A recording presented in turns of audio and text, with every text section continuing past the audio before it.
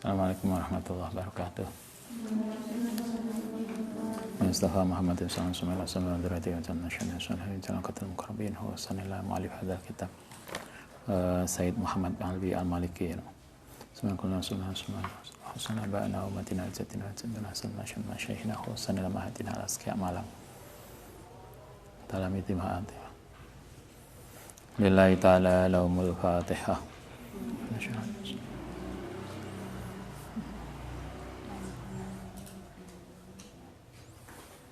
Bismillahirrahmanirrahim. Halaman 98. Alinea ke 1, 2, 3. Waqad ja'a, dan sungguh ada, datang, fil hadis, dalam hadis. Ada hadis begini.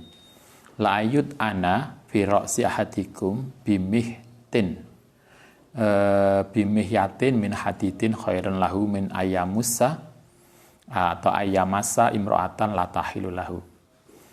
La ayud ana ento ditusuk ana atau ana fi ra'si ahadikum ing dalem kepala salah satu sira kabeh bi mihyatin kelawan jarum min hadidin saking besi iku khairun lebih baik lahu ketiman min ayamasa dibanding ento menyentuh seseorang imro'atan ing seorang perempuan latahilu kang tidak halal lau kediman. Ini hadis ini terkait dengan relasi laki-laki perempuan, bukan relasi tetapi sentuhan laki-laki perempuan yang bukan mahram. Kata Nabi begini, andaikan kepala kita itu dipaku dengan besi yang mungkin sakitnya luar biasa, itu masih lebih baik daripada kita menyentuh perempuan kalau bagi laki-laki, atau laki-laki perempuan disentuh laki-laki atau menyentuh laki-laki layatahilu yang tidak halal. Jadi sentuhan laki-laki yang bukan mahramnya, laki-laki yang belum suaminya, sentuhan laki-laki perempuan itu berarti dampaknya luar biasa. Sampai kata Nabi mengatakan andaikan kepala kita itu ditusuk dengan besi yang sakitnya luar biasa, itu masih lebih baik daripada sentuhan laki-laki perempuan yang bukan mahramnya. Apalagi lah pacaran. Pacaran itu pacaran kita itu kan gak kayak mbah kita toh. Kalau mbah kita dulu pacaran kan cuma say hello aja. Kado-kadoan, nginceng, udah seneng banget. Kita masih, kalau Ustaz dulu masih kecil, SD, belum SD mungkin, masih kecil banget. Di rumah itu ada santri. Dulu ibu itu buat grup samproh, ngerti samproh. Terbangan nggak sekarang, tapi mbak-mbak santri itu ada grup rebana. Kemudian sering diundang untuk tampil, tapi antar kampung, kelas kampung masian. Bagian biduannya, apa istilahnya? Kok biduan apa namanya? Penyanyinya, vokalisnya itu kan cantik banget. Ya, maksudnya lebih cantik daripada yang lain. Bukan cantik banget, tapi lebih cantik. Adiknya ibu itu naksir banget santri vokalis itu. Tapi nggak pernah dia berani ngomong. Paling lah mbak-mbak itu tampil di mana, saya diajak, ayo melu, delok iku. Aku seneng banget biyen. Itu dulu hanya begitu. Nah, sekarang kan enggak. Pacaran itu kan tidak sekedar saling say hello, dekat. Tidak hanya lebih dekat toh, lebih dekat lagi. Minimal pernah pegang. Lah pernah dipegang kan berarti mustakmal. Gitu kan? Coba, enak enggak sing pacaran enggak pernah pegangan? Kayaknya jarang banget. Paling enggak berani pegang tangan. Mungkin ada yang lebih berani lebih dari itu. Coba, itu siapa yang kita pegang? Siapa yang kita pegang? Kalau Anda jadi perempuan, siapa yang megang Anda? Kok berani-beraninya megang tangan Anda? Terlalu recehan toh kalau Anda kemudian dipegang orang-orang dengan sangat gampang. Nabi mengatakan, andaikan kepala kita itu ditusuk dengan paku dari besi, itu masih lebih enak daripada nyentuh perempuan yang bukan mahramnya, bukan halalnya, belum suami istri. Coba, gitu luar biasanya. Itulah kenapa yang kemudian Ustadz sering katakan nggak usah pacaran. Pacaran itu banyak mudorotnya, paling nggak mustakmal. Biasanya kamuflase. Pacaran itu biasanya kan kita sering tidak menampilkan watak asli kita. Pas pacaran itu kan yang kita tampilkan kan watak-watak yang baik yang sebetulnya itu bukan watak asli kita. Kita pelit banget, tapi karena di depan pacar kita menjadi menjadi sangat pemurah. Karena goncengan, kemudian di bangjo ada orang ngemis, biasanya kita like dewean memaki-maki pengemis. Tapi karena gonceng pacar kita atau digonceng pacar kita, kemudian ngetokno dompet ngasih 10.000. Akhirnya kan pacar kita kemudian menyampaikan, ternyata ini papa, nyelue papa mama. Wih, luar biasa, pemurah. Ada enggak kayak yang dulu yang sering saya sampaikan, cik biyen cik pacaran tuh ini loh, badannya wangi banget karena kalau dia jemput mesti rapi, dandan rapi, ternyata begitu sudah nikah nggak pernah mandi. Kan gak tahu asli nih. Itulah pacaran. Anda bisa bayangkan, karena itulah kemudian menjadi matching ketika ada cerita yang Ustaz sampaikan itu dulu, yang temen di pondok itu yang sejak awal nggak pernah mau, dia menjaga diri dari salaman atau bersentuhan dengan lain jenis yang bukan mahramnya. Suatu ketika di kampus dia dikenalkan dengan seseorang yang rupanya perempuan itu sudah nggak tahu apa naksir duluan apa sudah senang duluan, kemudian ngejak salaman karena nggak enak, kemudian nggak enak hati maksudnya, kemudian teman santri itu salaman. Dengan salaman, menerima salaman yang dalam hati dia masih istighfar. Astagfirullahaladzim, moga-moga ini tidak berpengaruh.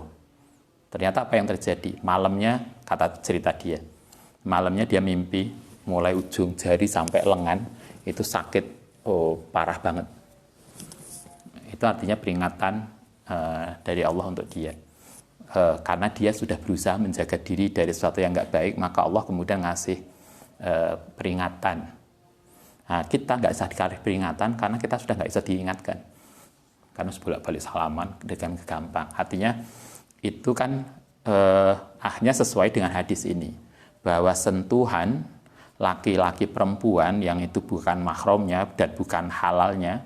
Kalau mahramnya kan memang kita boleh, tetapi dengan batas tertentu. Tapi kalau dengan suami istri kan bisa lebih dari itu. Nah, sentuhan dengan laki-laki atau perempuan lain yang tidak halal untuk dia, artinya bukan suami atau bukan istrinya, kata Nabi, itu luar biasa pengaruh dan dosanya. Bahkan Nabi kemudian mengatakan, andaikan kepala kita ditusuk dengan besi, itu masih jauh lebih baik daripada sentuhan laki-laki perempuan yang belum halal bagi dia. Itulah, marilah kita berusaha untuk menjaga dari sesuatu yang tidak baik. Wafi hadis akhor, hadis yang lain, wala ayazhama, tayento desakan, sapa rajulu seseorang, khinziron ing babi, mutalahiton yang bergelimang, bitinen kelawan batin, tanah, lumpur, awhamaten, atau ing kotoran. Kata Kanjeng Nabi, andaikan seseorang itu campur babi, dicampur dengan babi yang babi tadi busuk banget, campur kotoran, campur lumpur, itu pun khairun, masih lebih baik.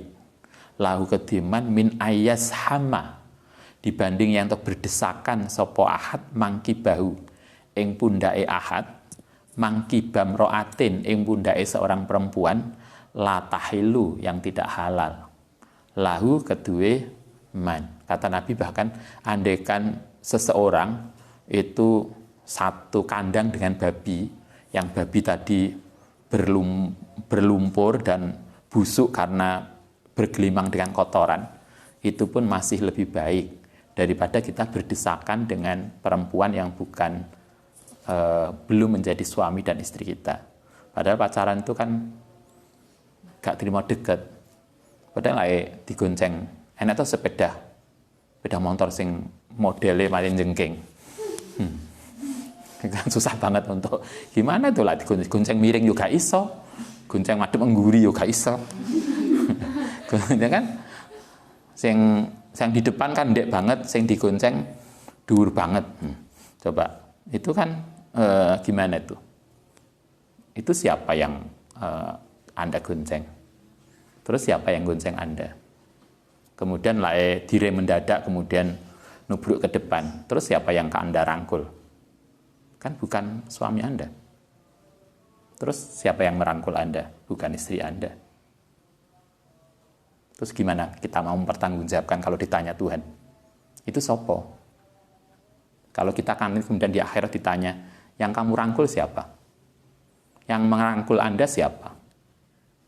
Apa jawaban kita? Cobalah kita perhatikan perilaku kita sendiri. Kita jagalah perilaku kita sendiri-sendiri. Jangan sampai kemudian gitu. Sehingga kemarin Ustadz, pertanyaannya, gimana kalau kita jalan bareng dengan bukan mahram? Tidak ada niat apa-apa kok. Ya kan tidak ada niat apa-apa, ngapain jalan bareng? Kan nggak ada niat apa-apa. Ya melaku dewe aja dong. Niatnya nggak ada apa-apanya kok. Kok maksa. Justru karena kalau nggak ada niatnya itu ya nggak usah jalan bareng. Nggak ada niat apa-apa. Kalau ada niatnya itu boleh bareng. Kan boleh tuh bareng. Tapi ado-adoan. Bareng setelah melakukan yang kono, setelah melakukan yang kene. Artinya marilah kita berusaha untuk menjaga diri kita masing-masing. Anda kita yang santri, Anda yang di rumah, siapapun kita, marilah kita menjaga diri kita. Satu hal yang harus kering kita jadikan ingatan adalah bagaimana jawaban kita nanti kalau kita ditanya Tuhan. Sopo kuwi? Apa yang mau kita jawab? Siapa yang bersama kita? Siapa yang kita ajak? Kenapa Anda bisa ikut dia? Wong itu bukan siapa-siapamu.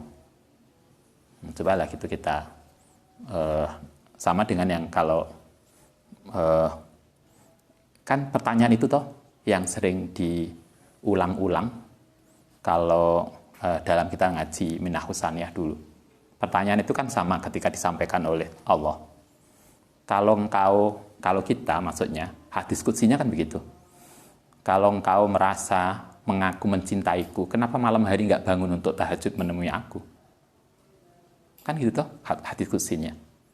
Kalau kita merasa cinta Allah, kita ingin dekat dengan Allah, kata Allah, kenapa malam hari engkau nggak bangun? Apa bukti cintamu?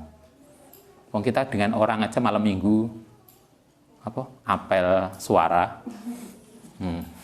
Apel apa namanya?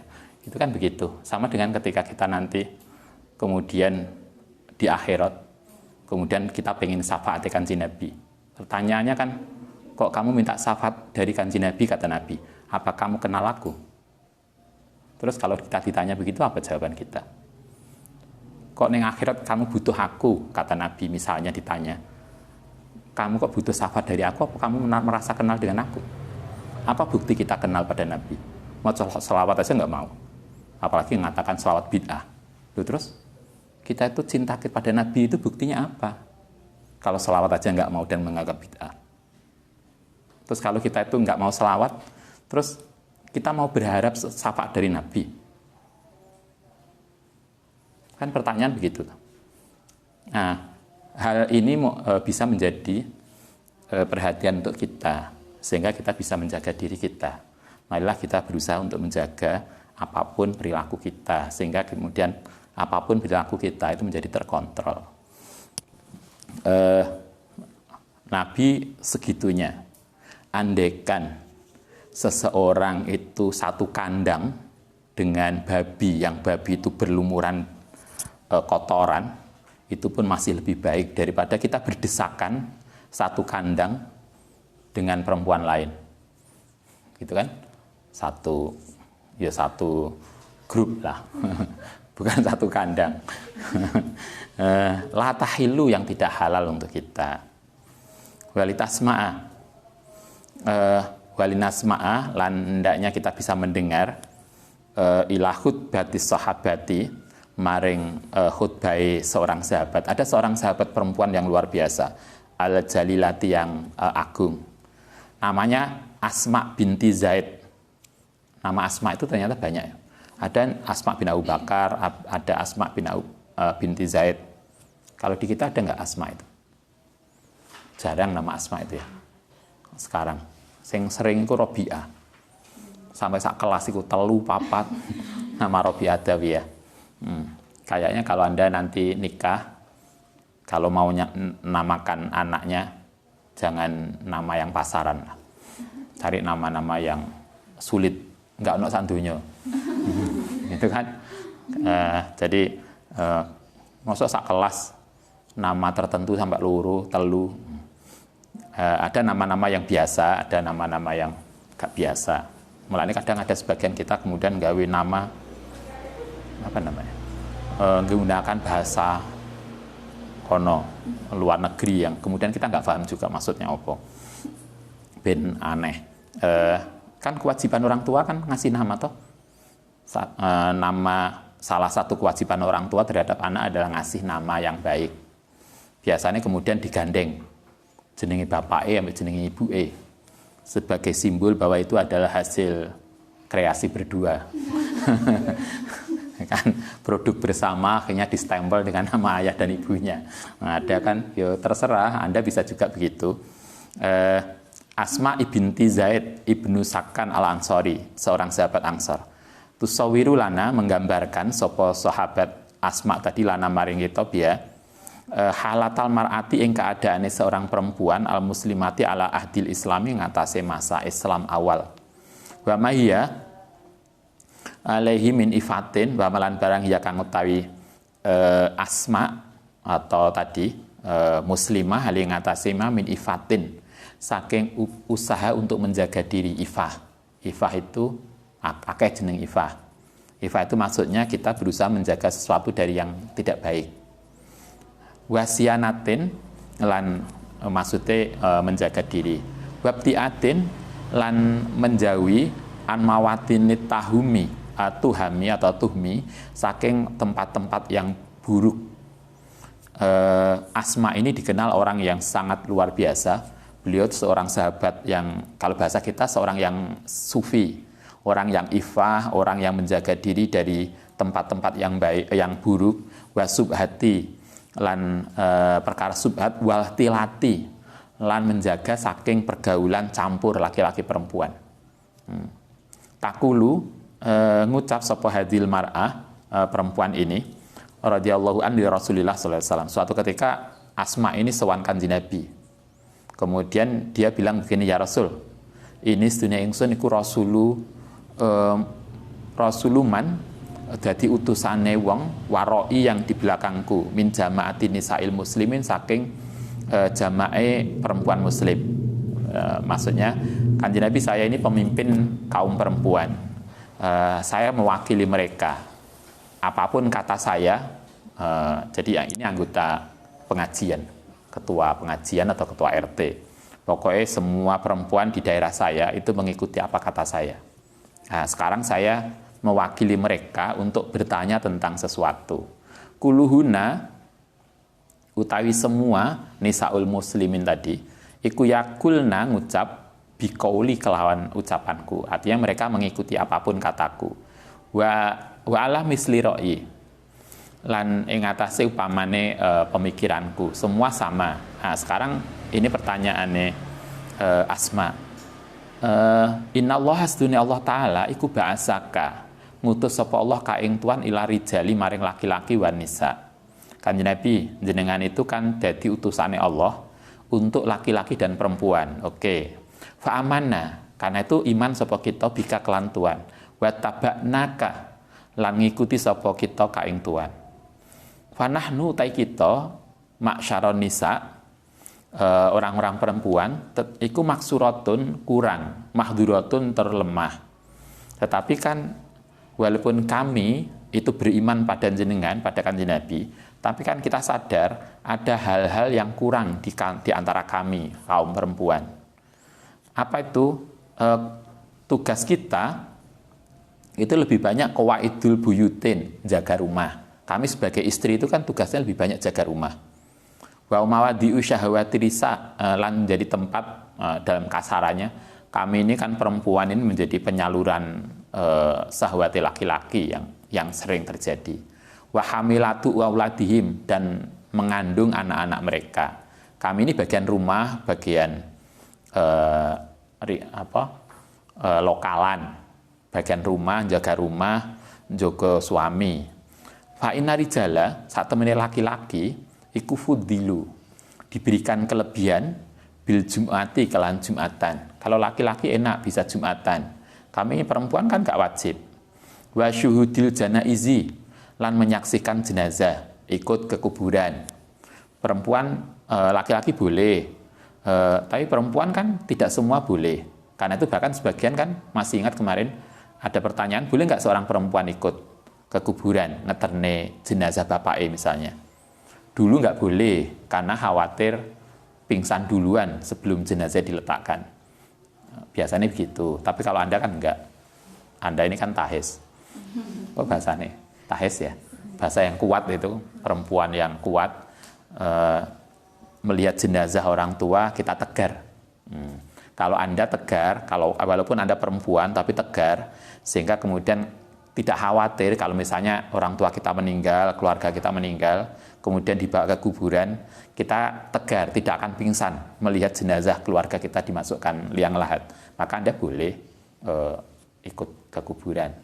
Tapi kalau enggak, ya enggak perlu lah, nanti ngerepoti yang iring-iring. Wasudul janazi wal jihadi, mereka juga jihad.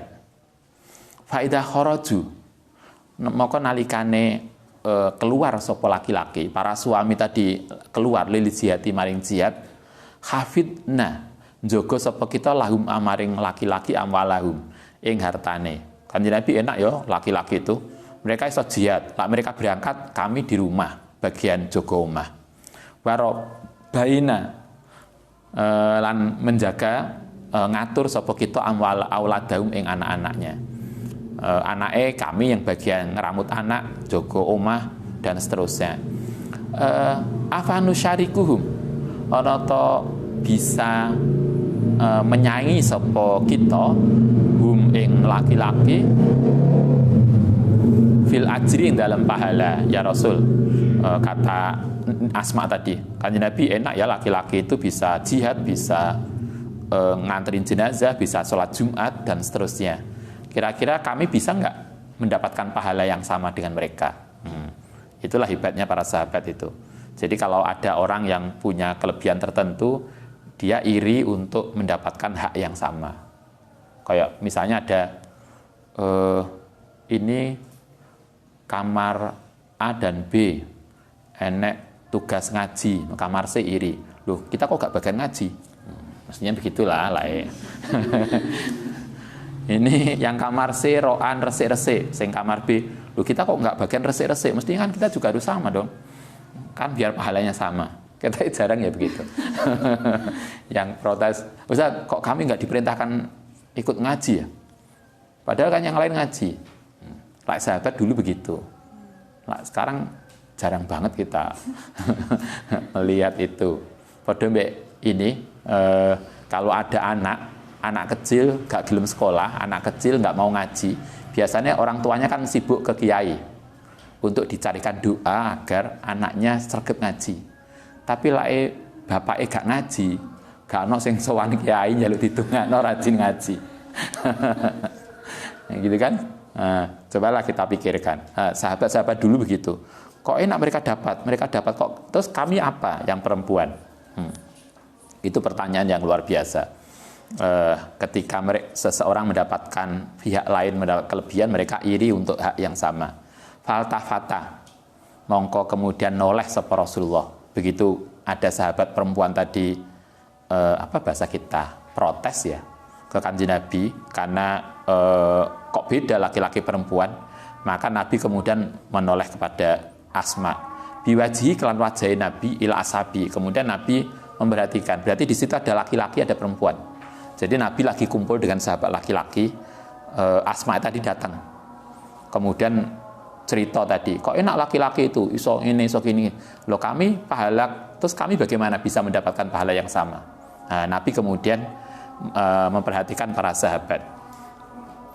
Fakola, kemudian dawuh sapa Nabi. Ini pujian Nabi yang luar biasa kepada Asma. Hal sami'tum, apakah mendengar sapa sira makola itu imro'atin, ing ucapan seorang perempuan, ahsana, yang lebih baik soalan, apa nih pertanyaan ini andiniha saking agaban mane min hadis saking ini. Kata Nabi, ini lo perempuan hebat. Ada nggak pertanyaan lebih bagus daripada perempuan ini? Coba. Berarti Nabi memamerkan, memuji perempuan Asma tadi di depan para sahabat laki-laki yang lain. Ini lo contoh perempuan hebat. Nah, begitu. Nabi artinya Nabi itu sangat care. Ketika ada sahabat yang bagus, beliau dengan sangat enak juga memuji. Jadi nggak pelit untuk memuji. Nabi memuji Asma tadi. Ini loh contoh seorang perempuan yang luar biasa, yang dia sangat care terhadap persoalan agamanya. Faqalu mongkon jawab sahabat bala. Nggih Kanjeng Nabi, wallahi demi Allah bener. Ini ucapan yang paling baik. Faqala. Kemudian setelah Nabi memuji Asma di depan sahabat laki-laki, faqala kemudian dawuh sapa Rasulullah sallallahu alaihi wasallam kepada Asma, kemudian Nabi bilangnya begini, ansorifi, pulanglah, mulio setelah ini ya Asma, fa'alimi, mongko ngajarno sapa sira man ing wong waroaka yang ada di belakangmu, maksudnya ajaran itu anak buahmu, minan nisa'i saking perempuan. Nabi ajarannya Nabi kepada para istri apa? Ini, inna husna taba'uli ihdakuna, saat temene perbuatan husna taba'ul itu perbuatan paling baik, ihdauna salah satu sira kabeh, artinya perbuatan paling baik dari seorang istri itu adalah li zaujiha, yaitu perbuatan untuk suaminya. Berarti perbuatan baik dari istri itu adalah berbakti kepada suaminya. Berbaktinya seorang istri kepada suami itu bisa mendapatkan pahala yang seimbang dengan apa yang dilakukan oleh suami tadi, yang berangkat Jumatan, berangkat jihad. Kemarin masih ingat, jihadnya perempuan adalah menjaga anak-anaknya di rumah, memastikan bahwa anak-anak kita, kalau Anda nanti jadi ibu, maka marilah kita sadari bahwa anak-anak itu lebih dekat ibu kepada ayah, biasanya begitu toh. Karena itu bagi Anda, kita yang menjadi ibu, maka marilah kita berusaha untuk memastikan bahwa anak-anak kita itu akan menjadi generasi yang baik sebagai penerus kita. Jangan kemudian bahwa seorang istri harus taat pada suami, berbakti pada suami itu benar. Tapi kita juga harus tahu, selain anaknya mertua, ada anak kandung kita. Jadi jangan hanya ngopeni anaknya mertua, tapi juga anak diopeni anaknya dewe. Ngopeni anaknya mertua, anaknya dewe lali. Gitu kan? Ada anaknya mertua dan anak kita.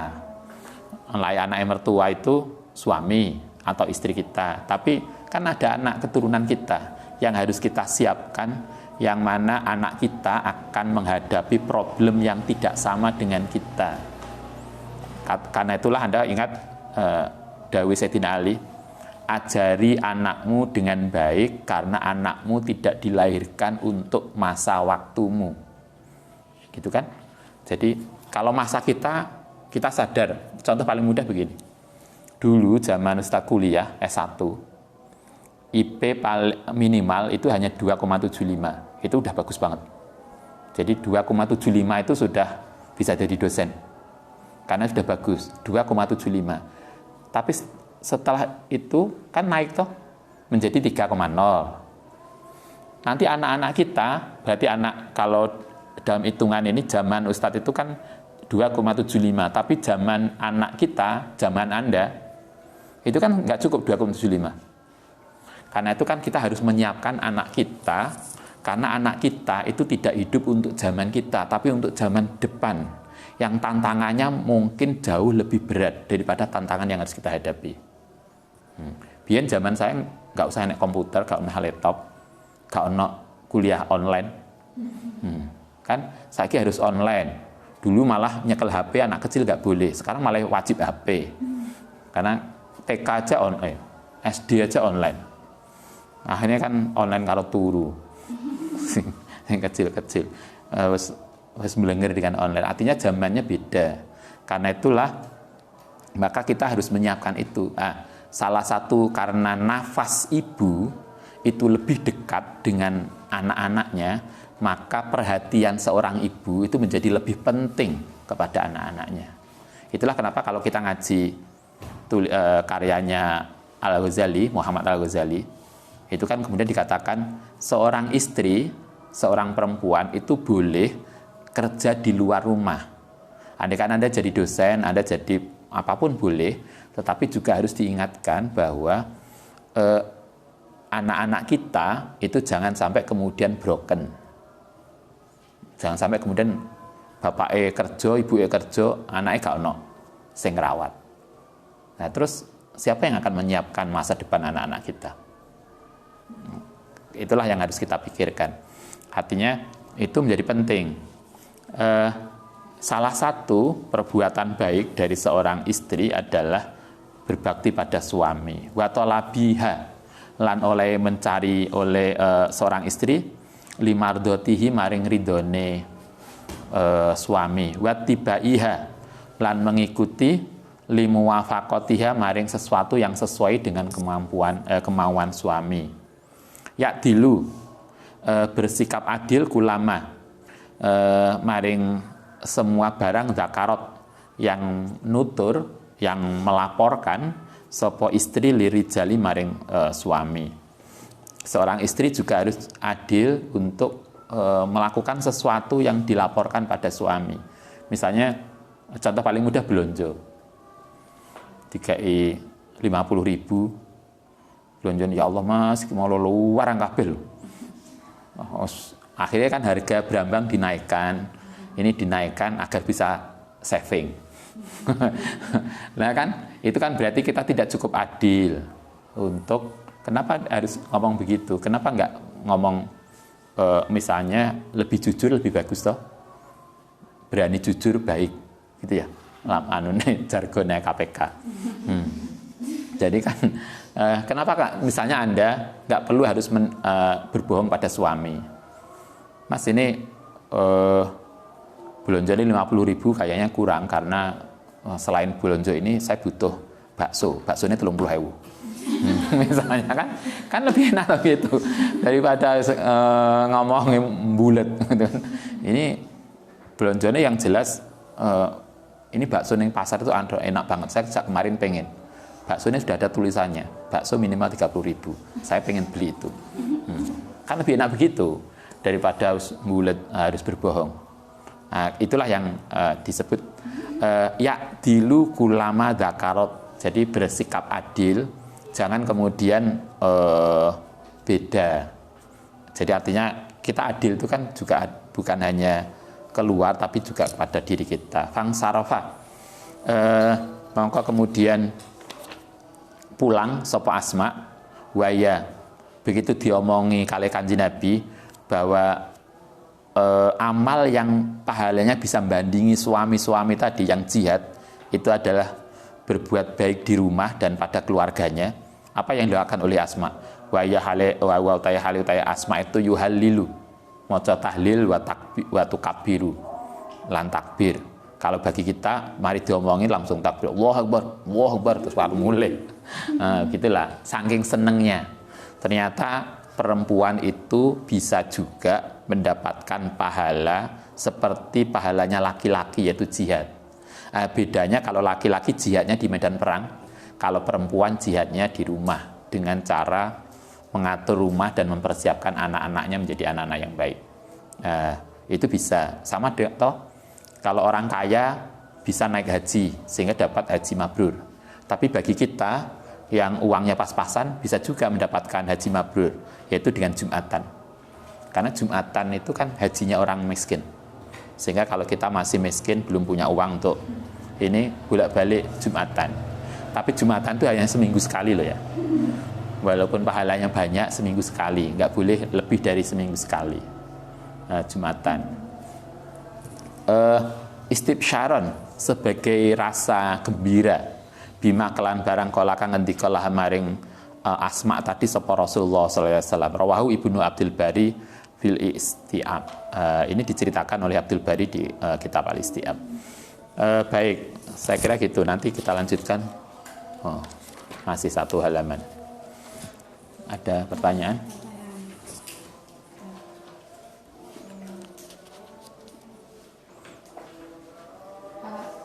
Bagaimana hukumnya jika seorang istri itu mengambil uang suami tanpa izin, apakah termasuk mencuri? Sebagian ulama ada yang mengatakan bagaimana hukumnya seorang istri mengambil uang suami. Di beberapa pendapat ulama ada yang menganggap yang karena ini uang suami maka dia tidak boleh mengambil uang orang lain, walaupun suami kita kan tetap orang lain. Karena itu tidak boleh ngambil, sehingga kalau ngambil harus izin. Karena itu biasanya Anda masih ingat ceramahnya Pak Yai Zainuddin, kalau ngambil uang suami izin. Kan tidak hanya istri ngambil uang suami loh ya. Suami ngambil uangnya istri, uang belanja di dapur kan juga harus izin. Karena itu biasanya Ustadz kan sama ibu, kalau makan, kalau nggak ditawari nggak akan ngambil. Karena dulu begitulah ibu sama bapak di rumah. Jadi misalnya sering kalau kita makan ini enak lauk. Kemudian kok ayah nggak ngambil? Nah, tadi nggak ditawari. Karena ini kan hak istri. Ini semua hak istri, kita kan numpang makan. Anda bisa tanya ibu. Jarang banget kalau ibu nggak nawari, ya ini makan ini lauknya ini, ya itu baru diambil. Kalau ibu diem aja yo ngambil yang paling dekat apa? Ya sudah. Ini kok dimakan tuh. Tadi diem aja. Mas mari mangan baru tawar. Saya kira bukan milik saya. Nah, artinya begitu, itu sebagian. Tetapi kan kita juga nggak begitunya juga, karena ketika seorang suami istri itu nikah, laki-laki perempuan nikah, maka kan harta ini menjadi harta bersama, gitu kan? Sehingga kan boleh, tetapi saya kira etikanya ini bersoalan, biar suami juga nggak merasa golek duwike. Iki ning dompet kok gak ono duwike. Mau lebih baik kan kita bilang. Sama dengan kita, anak-anak itu ketika masuk kamar ke orang tua, walaupun ini rumah yang sendiri, itu kan kita harus izin ke yang punya kamar toh. Sama Anda kakak beradik, kamarnya beda. Bener ini rumah kita. Tapi ketika Anda ingin memasuk kamar kakak kita, saudara kita, kan kita harus izin. Al-Quran jelas banget loh. Kemarin yang kita diskusikan, yang disebutkan di dalam kitab ini, pada waktu-waktu tertentu, bahkan seorang anak itu tidak boleh masuk kamar orang tua. 1, habis isya, malam sebelum subuh. 3, habis duhur. Itu Quran ini kan jelas banget. Itu kenapa kemudian harus ditata? Karena itu untuk menjaga privasi masing-masing. Walaupun ini keluarga kita, tapi kan masing-masing punya privasi. Artinya beda loh. Artinya tidak juga kemudian dianggap kalau istri ngambil uang suami ini dompetnya gak izin itu mencuri, kemudian harus dikepui, ditangkap, kemudian dikepui, potong tangan. Ya enggak, tetapi ini terkait dengan bagaimana menjalin komunikasi yang baik. Susahnya kita bilang ke suami. Suami yang baik kan juga tidak akan kemudian menghalangi. Kalau istrinya bilang, ya butuh uang ini, ya udah ambil. Tapi nggak usah diambil kabeh loh ya, misalnya. Kan tetap aja nggak mungkin tahu kalau suami itu sayang istri kemudian nggak akan dikasih. Katanya sayang istri kok nggak dikasih. Kan begitu. Tapi ini jadi kita tidak mengatakan ini mencuri, tetapi etika suami istri lebih baik kalau kita saling menjaga posisi masing-masing, menjaga ya paling enggak ini tadi ada kasus dulu, ini sebagai ini aja, walaupun ini tentu tidak pas, tetapi ada seorang ayah pas kita silaturahmi ke dia sudah nikah, anaknya gede-gede, sing barep wis nikah, wis sudah punya mantu, sudah punya cucu. Itu kalau HP-nya dipegang oleh orang lain, dia marah-marah bener. Bahkan dipegang istrinya, dibuka istrinya lo marah, nggak mau dia. Ini kata dia, Pak Hudori, saya bukan apa, saya bukan selingkuh, tapi ini privasi saya. Kadang kita mikir, maksud saya dibuka istrinya aja sampai segitunya. Tapi artinya ada orang yang temperamennya gitu. Jadi kita menghargai dia lah, sehingga paling enggak kita bilang, kalau ngambil uang milik suami atau suami ngambil uang milik istri, saling bilang untuk memudahkan menjaga keharmonisan rumah tangga. Karena yang penting itu kan keharmonisan. Keharmonisan itu bisa dibentuk ketika masing-masing person, masing-masing ini anggota rumah tangga itu bisa menghargai, dan itu bisa dilakukan dengan komunikasi. Maka marilah kita belajar komunikasi yang baik dan menjaga privasi masing-masing. Walaupun itu benar, itu keluarga kita. Sehingga kalau kami di rumah, ibu itu ngajarkan begini, ada hal-hal yang kita tuh harus saling menjaga. Kalau urusan uang, kata ibu, maka harus jelas hitungannya. Kalau makan kita bisa makan bersama, tapi kalau uang kita harus saling jelas hitungannya. Jangan sampai uangmu ada uangku walaupun kakak beradik. Enggak, itu tidak benar. Itu yang dididik kami oleh ibu kami. Jadi kakak beradik, saudara-saudara, kalau soal uang harus jelas. Walaupun soal makan bisa silahkan makan sakarepmu, tapi soal uang dan yang lain itu harus jelas hitungannya. Untuk apa? Agar posisi masing-masing itu jelas, merasa tidak terugikan dan seterusnya. Saya kira begitu. Tapi intinya tidak dianggap maling yang harus ditangkap dan seterusnya. Tapi etikanya marilah kita saling menjaga dan izin. Oke, begitu. Masih ada? Masih. Kalau misalkan ada suami yang menyuruh istrinya pulang ke rumah orang tuanya, kan terus habis itu kemudian si suami beberapa waktu kemudian tuh menyusul untuk membawa pulang lagi ke rumahnya, itu apa yang harus hukumnya bagaimana dan apa yang harus diperbuat oleh seorang istri tersebut? Oke, kalau ada seorang suami kemudian kita nggak tahu konteksnya kayak apa, mungkin lagi marahan gitu ya. Marahan kemudian wis sampean mulai ya. Kalau itu yang terjadi, maka kita dianggap itu kinayah cerai. Itu bisa jadi jatuh talaknya. Tapi like guyon-guyon, Dek, ya boleh san mulai aku tak neng omah dewean. Biar ini lagi banyak tugas, sampean ngungsi aja lah. Neng, ya beda ta, itu kan beda. Ini karena tugas suaminya lagi banyak banget, istrinya sama anaknya diungsikan ke mertua. Itu beda, tetapi like konteksnya tadi marah, kemudian di dalam hati ketika ngomong kamu pulang, dalam hati kemudian itu niatnya cerai, kinaneh cerai, maka jadi cerai. Karena itu pertanyaan kemarin, bagaimana kalau ada orang menceraikan istrinya walaupun dengan sorry jelas atau kinayah itu kata-kata samar. Wes mulia wes kita wes enggak terusan, atau kata-kata apalah yang kemudian menunjukkan itu perceraian, maka jadi cerai. Walaupun secara hukum perkawinan kata-kata itu tidak dianggap jatuh talak, karena talak itu harus diresmikan oleh pengadilan.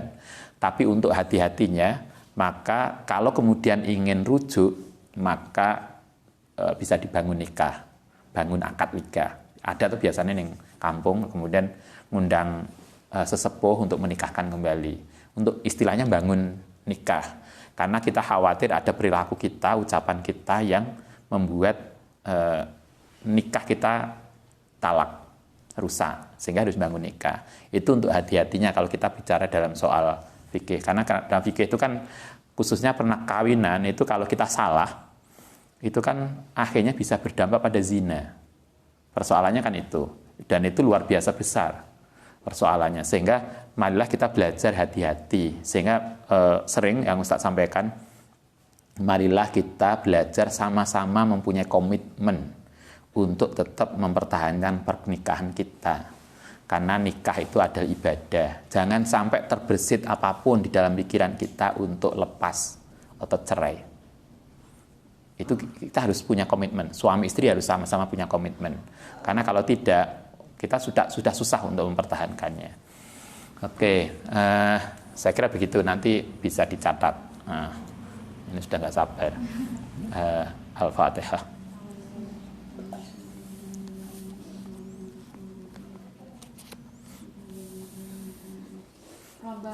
Fa'na bima lantana wa bi'alimna ladhiqaun wa bifakihna wa fakihana wa qarabati lana fidina rabbana fa'na bima lantana wa bi'alimna ladhiqauna wa bifakihna wa fakihana wa qarabati